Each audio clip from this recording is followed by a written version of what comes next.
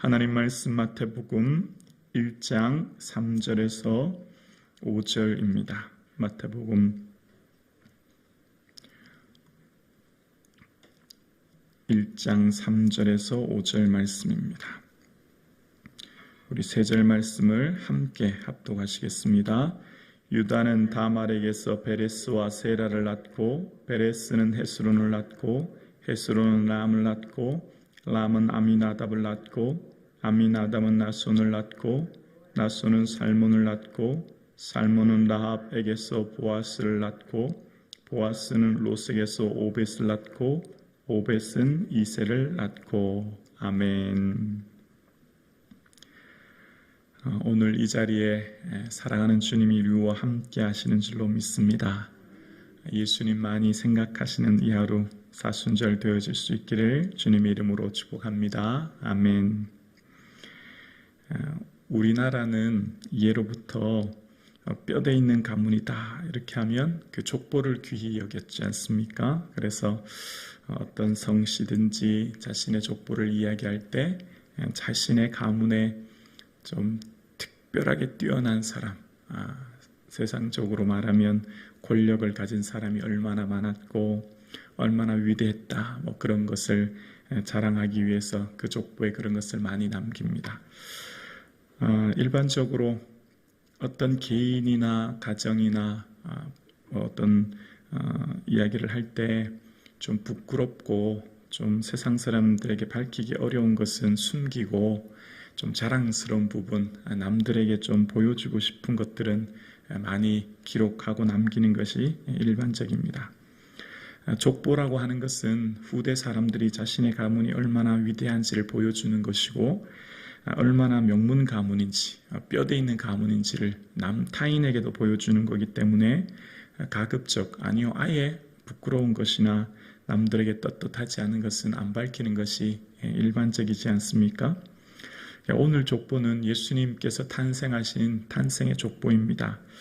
어쩌면 완전 무결하신 예수님이 이 땅에 오셨고 그러면 정말 부끄러운 모습, 남들에게 밝히지 않은 모습의 사람들은 좀 빼고 왕이나 제사장, 선지자 같은 사람들을 기록하고 그들에 대해서 이야기하면 예수님에 대해서 더 우리가 생각할 때 완벽하신 그런 분이라 생각할 수 있는데 오늘 족보에는 우리가 생각하기에 그렇게 썩 자랑스러운 인물들이 등장하지 않습니다. 일일이 얘기 안 해도 다 아시죠? 다말, 라합, 룻, 또 우리아의 아내 밧세바. 여러분 제가 설명드리지 않아도 이미 다 아시는 줄로 압니다. 정말 부끄러운 사람들입니다. 좀 숨기고 싶은 사람들입니다. 이런 사람들은 가급적 좀 빼고 성경을 기록할 때 좀 자랑스러운 사람들만 기록하면 좋을 텐데 어떻게 심지어 이런 사람까지, 이런 사람이 어떻게 기록되어 있나, 또 어떻게 이런 사람을 통하여서 주님이 오실 수 있나라고 하는 그런 생각이 듭니다. 그래서 정말 우리가 말씀을 읽을 때 이 성경 말씀을 읽을 때 좀 쉽게 납득되지 않은 기록들이 되어 있고 정말 부끄럽고 정말 세상 사람들이 볼 때도 하나님의 말씀이 거룩한 성경에 어떻게 이런 것들이 기록되어 있나 할 정도로 정말 부끄러운 모습이 기록되어 있는 것을 보게 되어집니다. 그런데 왜 그럴까요? 오늘 이 예수님이 이 땅에 오심을 소개하는 족보에 우리가 정말 받아들일 수 없는 사람들이 기록되어 있습니다. 정말 심지어 이런 사람들은 좀 뺐으면, 아니 이야기하지 않았으면 좋겠는데 마치 부끄러운 치부를 드러내는 듯한 모습을 우리는 성경을 통해 보게 되어집니다. 그 이유가 뭘까요? 주님은 더 나은 가문, 더 나은 사람, 더 완벽한 사람을 통해서 오실 수 있고 또 그 족보를 기록하실 수 있습니다.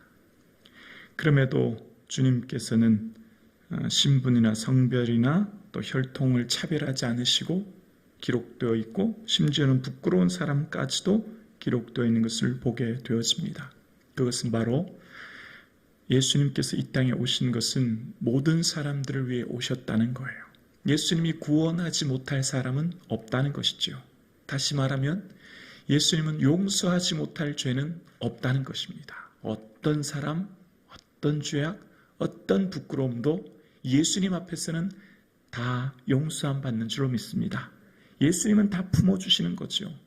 다시 바꿔 말하면 한 국가의 족보에 부끄러운 사람, 용서하지 못할 사람 없고 모든 죄악을 품으시고 모든 사람을 용서하신 하나님을 바라볼 수 있는 반면, 또 바꿔 말하면 개인사도 마찬가지입니다. 개인사도 내 생의 부끄러운 모습, 숨기고 싶은 모습, 어쩌면 우리의 모습의 상처, 아픔, 타인이 봤을 때 나의 삶을 좀 외면할 것 같은 그런 삶의 모습도 주님은 다 품으시고 위로해 주시고 싸매어 주시는 줄로 믿습니다. 그런 분이 예수님이에요. 어떤 상처도, 어떤 아픔도, 어떤 잘못도 예수님 앞에 가지고 나오면 주님은 다 용서해 주시고 품어주시는 줄로 믿습니다. 또한 예수님은 전능하신 분이시라 구원하지 못할 사람이 없고 또한 응답하지 못할 기도는 없는 줄로 믿습니다. 어떤 기도든 주님 앞에 나와 아뢰면 주님은 다 들어주시고 품어주시고 함께해 주시는 좋으신 분이 바로 우리 주님이신 줄로 믿습니다. 그렇기에 오늘 우리가 이 자리에 나올 수 있는 것입니다. 그렇게 오늘 우리가 이 자리에서 주님께 기도할 수 있는 것입니다. 이제는 율법 외에 하나님의 한 의가 나타났으니 율법과 선지자들에게 증거를 받은 것이라. 곧 그리스도 예수를 믿음으로 말미암아 모든 사람에게 미치는 하나님의 의인이 차별이 없느니라. 모든 사람이 죄를 범하였음에 하나님의 영광이 이르지 못하였다니. 모든 사람이 죄악으로 말미암아 어쩌면 하나님의 영광이 이르지 못하는 그런 상황 가운데 있지만 하나님의 의인은 차별 없이 모든 사람을 품으셨습니다. 그런데 오늘 본문을 가만히 묵상하면 사실 완전 무결한 죄 없는 사람은 없어요.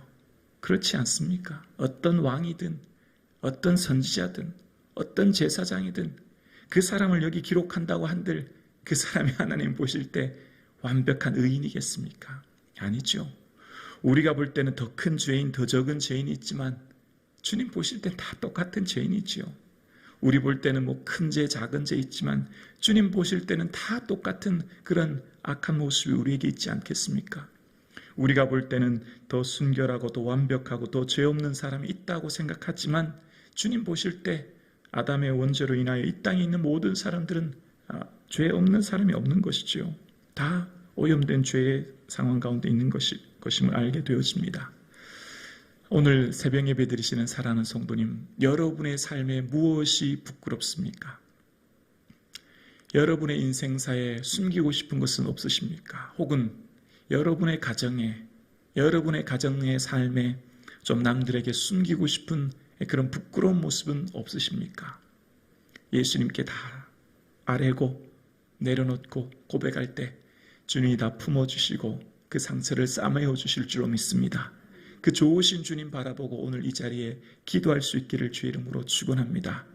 우리 주님은 용서하지 못할 죄가 없고 싸매어 주지 못할 상처가 없고 그 어떤 허물도 그 어떤 흠결도 예수 그리스도의 십자가 보혈 앞에 온전한 치유와 회복의 역사가 나타나게 될 줄로 믿습니다. 사랑하는 성도님, 오늘 이 새벽 사순절 기간 예수님을 깊이 묵상하는 시간 되어질 수 있기를 주의 이름으로 축원합니다. 아무에게도 말하지 못하는 나만의 아픔과 그 상처 가지고 주님께 아뢰일 때 주님께서 그래 괜찮다 품어주시고 우리의 눈물을 닦아주시는 그 좋으신 주님의 위로를 누릴 수 있는 이 아침 되어질 수 있기를 주님의 이름으로 축복합니다. 기도드리겠습니다.